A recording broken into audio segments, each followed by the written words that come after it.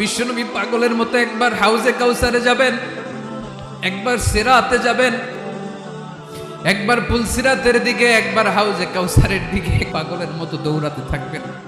তার কোনো গুনাহগার উম্মত যাতে জাহান্নামে ঢুকে না যায়, সেদিন কেউ সুপারিশ করতে পারবে না বিশ্বনবী ছাড়া।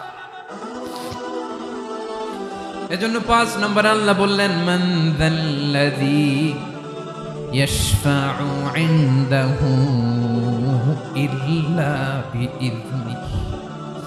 কার সাহস আছে, কার এত বড় বুকের পাটা কিয়ামতের কঠিন দিন আল্লাহর সামনে দাঁড়িয়ে সুপারিশ করবে? কারো ক্ষমতা, কারো ক্ষমতা নাই।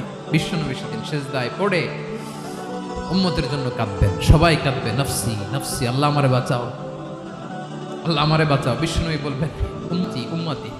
বিশ্বনবী আমার জন্য কাঁদবেন, আপনার জন্য কাঁদবেন, আমাদের জন্য সেদিন কেঁদে কেঁদে জাহান্নামের দরজায় দাঁড়িয়ে আমাদেরকে টেনে টেনে জান্নাতে ঢুকাবেন।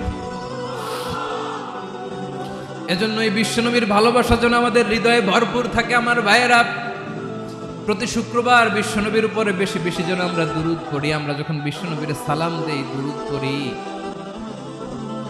একদল স্পেশাল ফেরেশতা আছে যারা বিশ্বনবীর দুরূদটা নিয়ে সরাসরি বিশ্বনবীর রওজায় যায়, যে বলে অমুকের বেটা অমুক আপনারে সালাম দিয়েছে। বিশ্বনবী নিজ কবরের থেকে নিজেই সালামের উত্তর দেয়।